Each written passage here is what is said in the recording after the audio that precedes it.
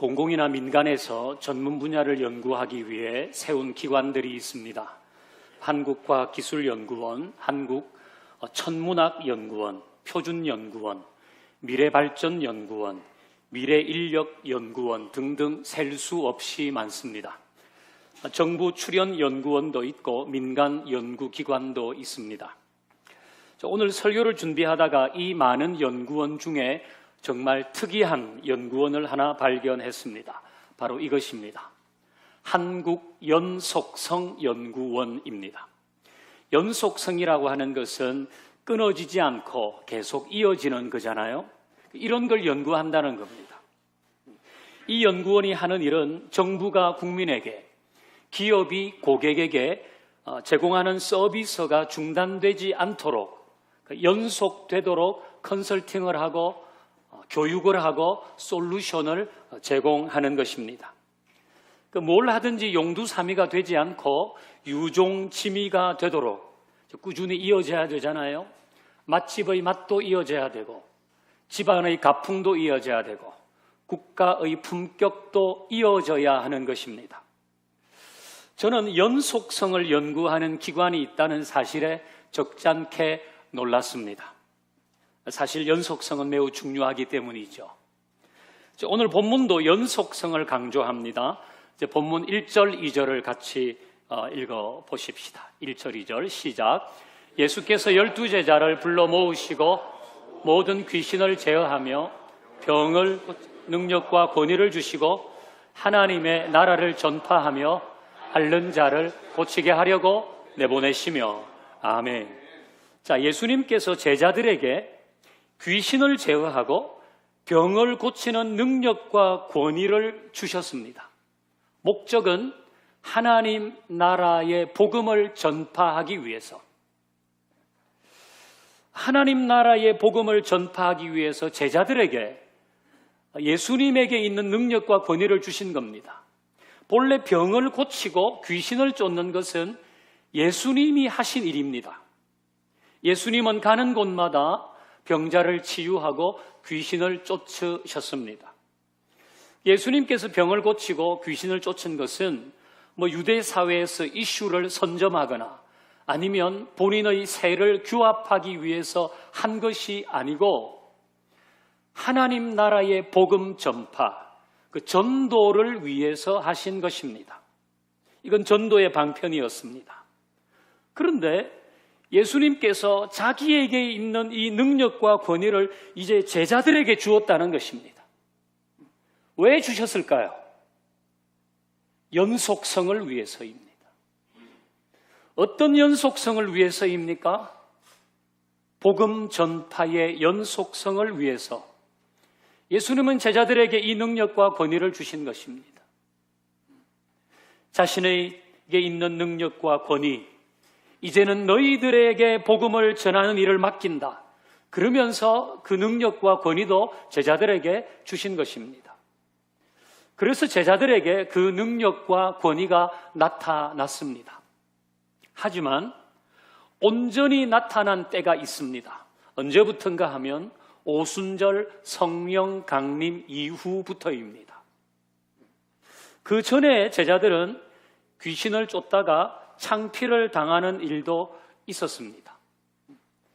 하지만 예수님께서 성령으로 그들에게 기름 부으신 후에 오순절 성령 강림 사건 이후에는 제자들에게 귀신도 쫓고 병을 고치는 일이 온전하게 나타났습니다. 이제 어제 본문을 보면요, 예수님께서 변화산에 올라가 계실 때 어떤 아버지가 자기 외아들이 귀신 들렸다고 제자들에게 데려왔잖아요. 근데 제자들이 고치지 못했어요. 실패한 겁니다. 그들은 이 능력과 권위를 사익을 위해서 탐을 내며 서로 경쟁하며 시기했습니다. 주는 그리스도시요 살아계신 하나님의 아들이라고 고백했던 베드로는 예수님을 모르는 사람이라고 딱 잡아뗐습니다. 제자들은 다 비겁하게 예수님이 십자가를 지실 때 도망갔습니다. 하지만 오순절 성령 강림 이후 그들은 완전히 달라졌습니다. 성령님께서 비겁한 도망자였던 그들을 담대한 전도자로 바꾸셨습니다. 서로 시기하며 자리를 탐내던 그들을 서로 높여주며 낮은 곳에서 섬기는 사람들로 바꾸었습니다. 성령님이 하신 일입니다. 그 성령님께서 역사하실 때에 이제 그들에게는 이 능력이 온전히 나타났죠. 그곳에서 병이 낫고 귀신이 떠나고 사람들이 가슴을 치면서 회개하고 복음을 들었습니다. 이 모든 것은 성령의 사건이고 성령의 일하심입니다. 자, 이런 성령의 역사는 오늘도 일어납니다. 복음 전파의 연속성을 이어가려고 하는 모든 곳에서 일어납니다. 전도하겠다는 열망이 있는 모든 사람에게 나타납니다.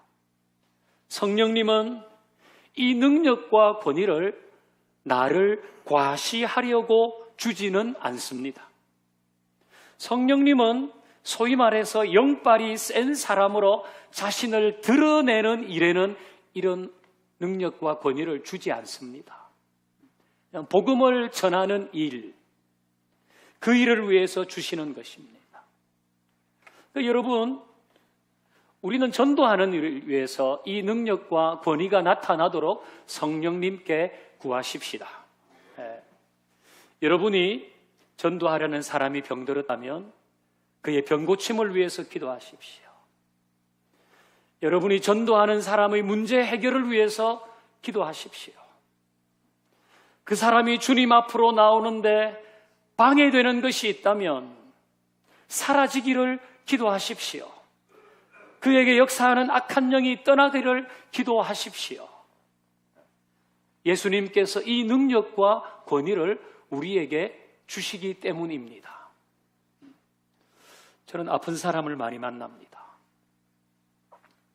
치료하면 나을 사람부터 치료가 안 된다는 사람까지 다양한 사람을 만납니다. 제가 그 사람들을 만나는 이유는 하나입니다.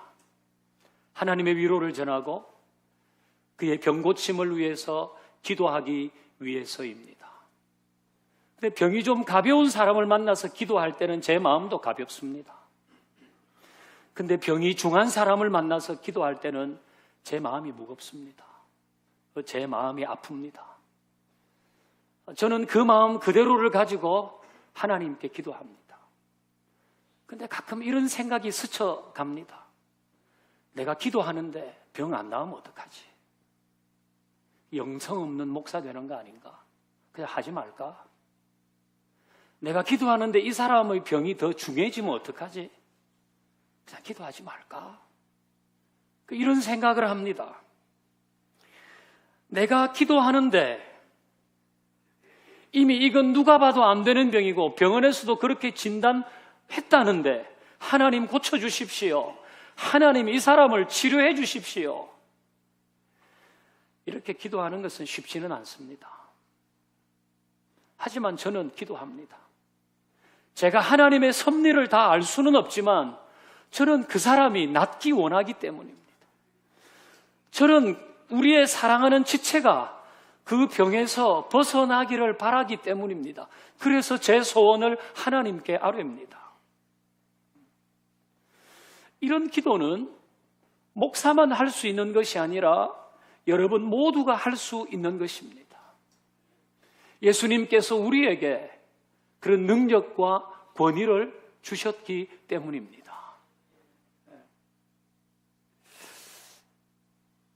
예비신자가 병들었다면 전도 소그룹에서 성령님의 충만을 구하며 그 사람의 치유를 위해서 기도하십시오. 예비신자에게 자기에게 정신적으로 정서적으로 고통이 있다고 호소하는 이야기를 들었다면 그게 낫기를 기도하십시오. 그 사람에게 복음을 거부하는 일들이 있다면 그를 속이는 악한 영이 떠나가기를 기도하십시오. 그것은 우리가 해야 할 일인 것입니다. 복음 전파를 위해서, 성령님의 은혜와 역사를 구하면서 그것은 우리가 해야 할 일인 것입니다. 그에게 교회에 대한 상처가 있다면 그 상처가 아물 수 있기를 기도해야 합니다. 그 예비신자를 만나서 우리 전도소 그룹에서 당신을 위해서 기도하고 있다고 말하십시오. 그리고 실제로 기도하십시오. 그 사람에게 고침이 있기를, 그 사람에게 문제의 실마리가 풀려가기를, 그 사람에게 부드러운 마음이 생기기를 우리는 실제로 기도해야 할 것입니다. 복음 전파의 연속성을 위해서 예수님께서 우리에게 주신 능력과 권위, 이 모든 것을 가지고 우리는 전도하는 일, 실제로 할 수 있기를 바랍니다. 이제 9장 3절을 보겠습니다. 같이요, 시작. 이르시되 여행을 위하여 아무것도 가지지 말며 지팡이나 배낭이나 양식이나 돈이나 두어롯을 가지지 말며. 아멘. 자, 제자들에게 하나님의 나라를 전파하라고 능력과 권위를 주신 예수님은 전도 여행을 떠나는 제자들에게 뭘 챙겨가지 말라고 합니다. 돈도 가져가지 말고 양식도 가져가지 말고 옷도 입은 그거 하나만 가지고 가라고 말씀합니다. 이거 도리어 빵빵하게 밀어주셔야 되는 거 아닙니까? 내가 영적으로 권위와 능력을 너희에게 준다. 그러면 육적으로도 필요한 것 다 제공해 줄 테니까 가서 전도해라. 이래야 맞는 거 아닙니까? 그런데 예수님은 그냥 떠나라고 합니다. 이것은 전도하는 일에 전적으로 하나님을 의지하라는 것입니다.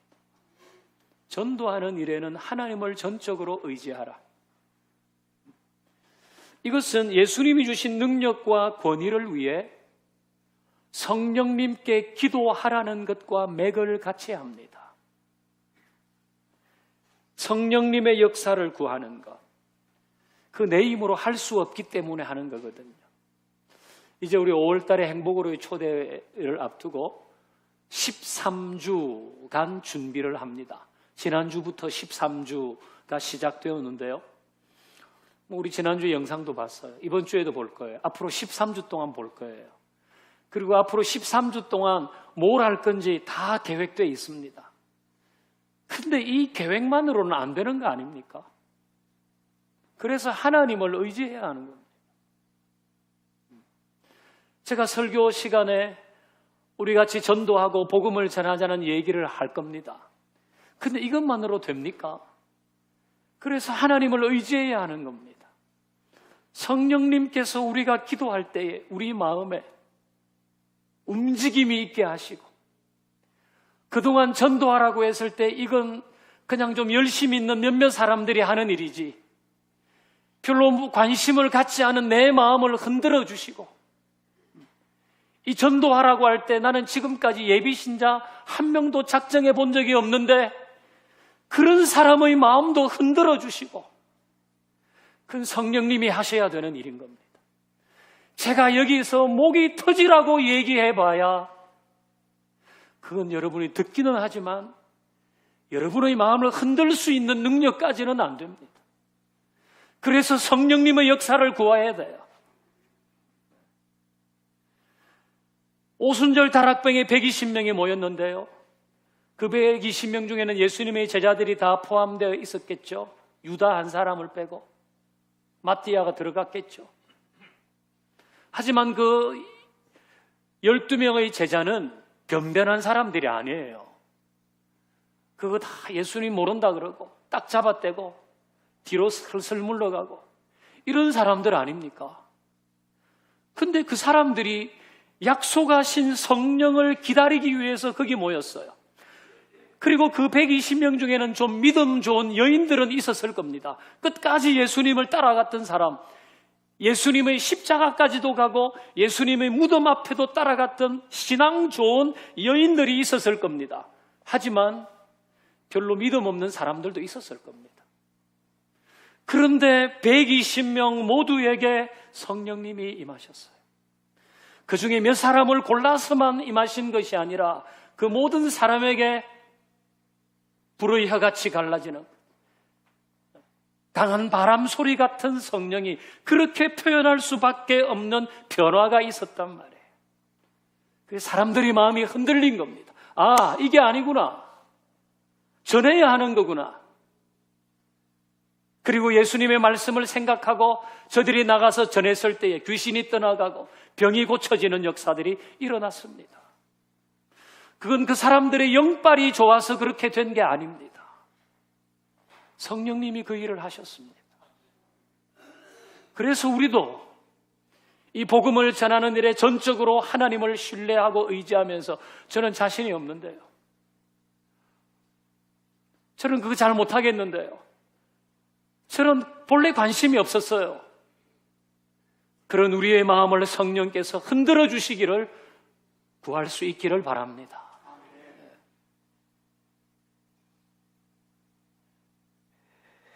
여기에는 내 힘으로, 내가 가진 것으로, 내 언변으로는 안 된다는 것을 철저하게 깨닫는 것이 필요합니다.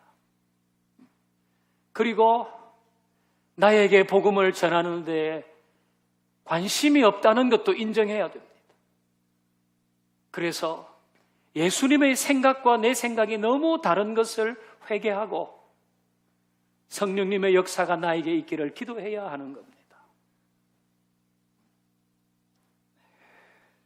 아무것도 가지지 말라고 하신 또 하나의 이유는 하나님은 전도자의 필요를 채우신다는 겁니다.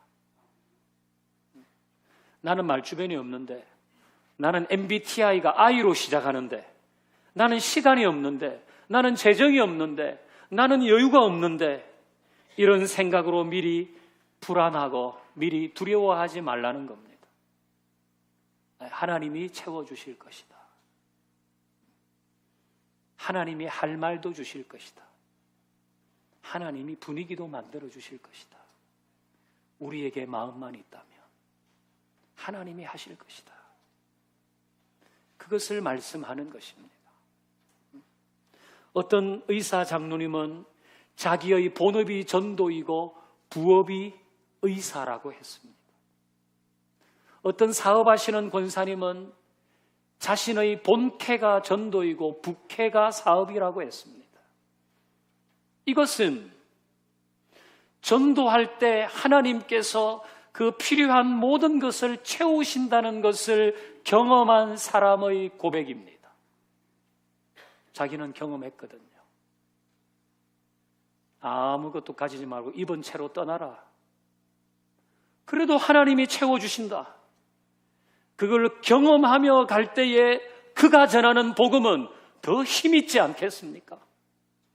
그러니까 우리도 내가 가지고 있는 것으로 하지 않고, 내가 기도하면서 성령님의 역사를 구할 때에 내가 내 전도 대상자의 치유를 위해서 기도하고, 그 사람의 문제 해결을 위해서 기도하고, 그 사람의 영적인 정신적인 안정을 위해서 기도하고, 그에게 거부하는 마음이 사라지기를 기도할 때에 우리에게 들려오는 소식이 그가 조금 반응이 좋아졌습니다.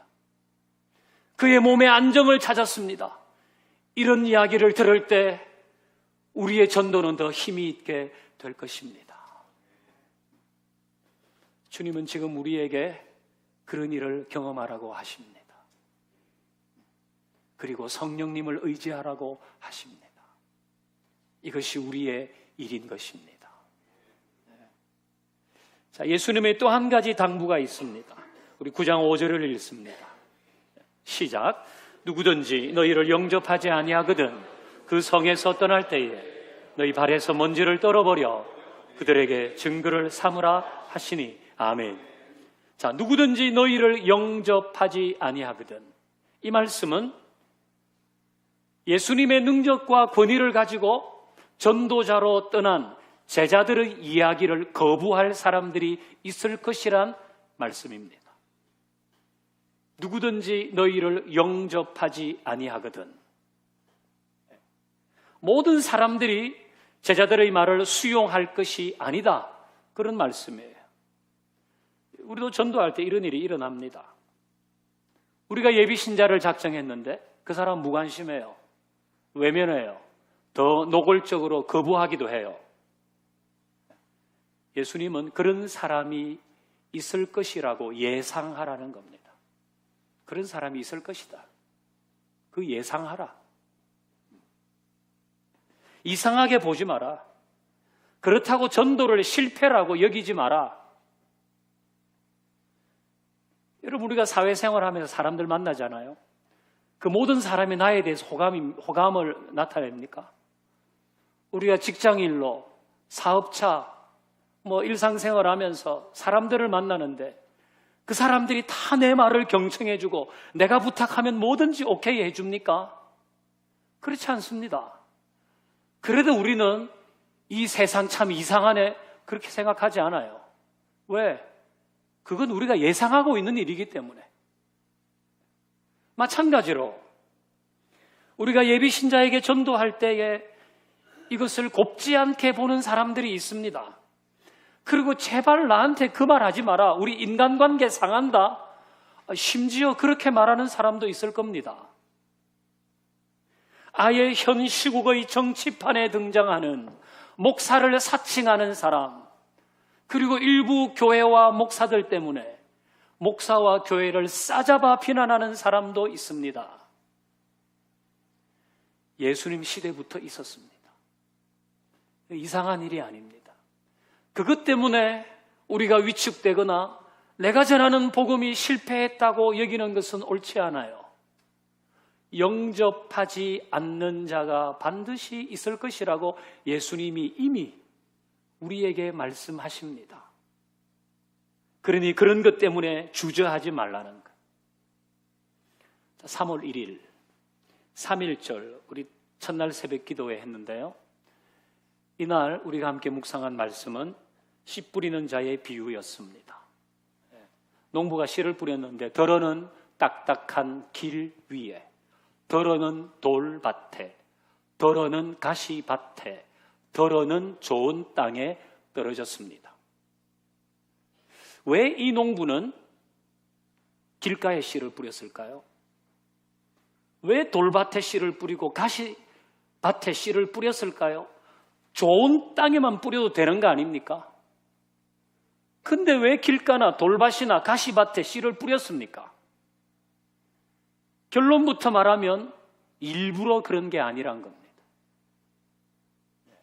이 당시에 씨를 뿌리는 것은 모종을 심는 것이 아니라 파종을 하는 거예요. 흩어 뿌리는 거예요. 바구니에 씨를 담고 가면서 이렇게 던져서 뿌리는 겁니다. 그러니까 이때 바람이 불면 덜어는 길가에 가서 떨어지기도 합니다.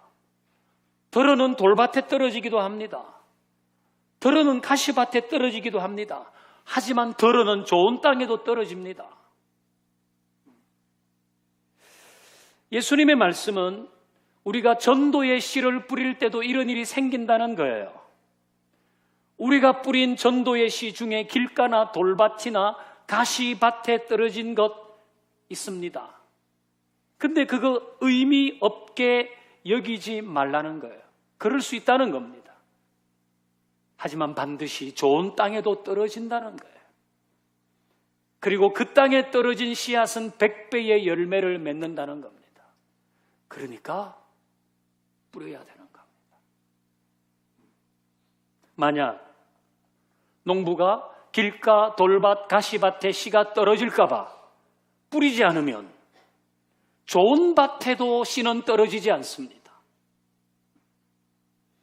다른 곳에 떨어질까 봐 뿌리지 않는다면 좋은 밭에 떨어지는 씨앗도 없습니다. 그러니 내가 뿌린 전도의 씨가 어떻게 될 건지 불안해하지 말고, 그래도 좋은 밭에 떨어지는 씨가 있다는 생각을 해야 하는 겁니다. 예수님께서 너희를 영접하지 않는 자가 있을 것이라고 말씀하신 이유가 이겁니다. 좋은 땅에 떨어지는 씨앗이 있고 그 씨는 열매를 맺기 때문이죠. 여러분, 사람의 상황과 마음에는 늘 변화가 있죠. 저도 그렇고 여러분도 그래요. 우리 마음도 변하고 우리의 상황도 달라지잖아요. 사람들이 다 그래요.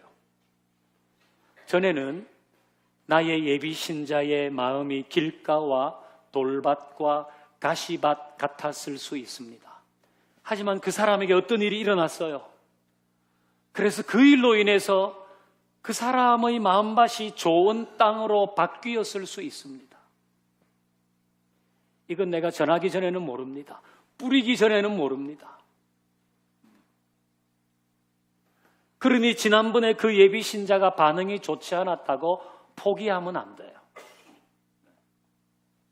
우리는 다시 그 사람과 접촉해서 그의 상황이 어떤지 안부하고 그 얘기를 듣고 기도의 제목을 만들어서 그를 위해서 기도해야 합니다. 그리고 내가 당신을 위해서 기도하겠다고 말해야 됩니다. 그 사람에게. 당신에게 이런 일이 있으니까 우리가 기도하겠다고. 우리 전도 소그룹에서 모여서 기도하겠다고 말해야 됩니다. 그리고 기도해야 됩니다. 그 사람에게 어떤 문제가 있으면 하나님 그 문제에 터치해 주십시오. 그 사람에게는 몸과 마음의 안정이 필요합니다. 하나님 치료해 주십시오. 그에게 있는 복음을 반대하는 마음이 부드러워지게 해 주십시오. 실제로 우리는 기도해야 하는 것입니다. 요즘 진별 소그룹 발표회 연습을 하느라 제대로 소그룹을 모이지 못할 수도 있죠. 어쨌든. 네. 그래도 여러분, 이걸 위해서는 기도하십시다. 진별로 모여서 연습을 해도 우리는 모인 그 자리에서 성령님, 이 시간에 모인 우리에게 역사하여 주십시오. 우리에게 충만함을 주십시오. 우리의 예비 신자들에게 이런 문제가 있습니다. 그를 고쳐주시고 그를 속이고 있는 모든 것이 떠나가게 하시고 그의 마음이 좋은 땅이 되게 하시고 복음을 들었을 때에 그를 통해 열매 나타나게 해 주십시오. 우리는 진별 발표회를 위해서 모였을 때도 이 기도는 꼭 할 수 있기를 바랍니다. 오늘 설교의 제목은 끊이지 않고 이어지는 전도입니다. 예수님은 복음 전파의 연속성을 위해서 제자들에게 능력과 권위를 주셨어요. 그것은 우리에게 주시는 것입니다. 우리는 이 능력과 권위로 전도하고 그럴 때마다 모여서 성령님의 충만함을 구하십시다. 담대하게 그의 치유를 위해서 기도하고 그의 문제 해결을 위해서 기도하고 그를 복음 앞으로 나오지 못하게 하는 방해물들이 제거되기를 분명하게 기도하십시다. 그럴 때 하나님이 역사하시고 우리는 그것을 통해서 하나님께서 한 영혼을 구원하시는 것을 간증하는 사람들 될 수 있기를 바랍니다. 우리의 전도를 달거워하지 않은 사람들이 있을 겁니다. 이상하게 여기지 마십시오. 주님이 이미 예상하셨잖아요. 그러니 우리는 그 일 때문에 이 일을 주저하지 말고 뿌려서 구원하는 일, 좋은 땅에 떨어진 씨앗이 열매 맺게 낼 것을 기대하면서 이 사명 감당할 수 있기를 주의 이름으로 축원합니다. 이제 함께 찬양하십시다.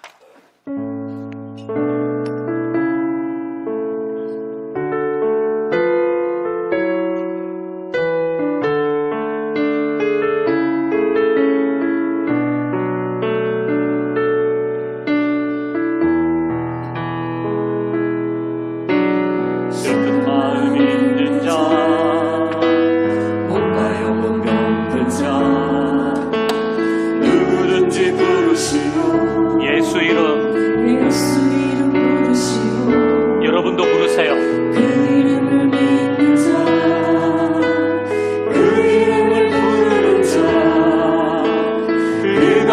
사람이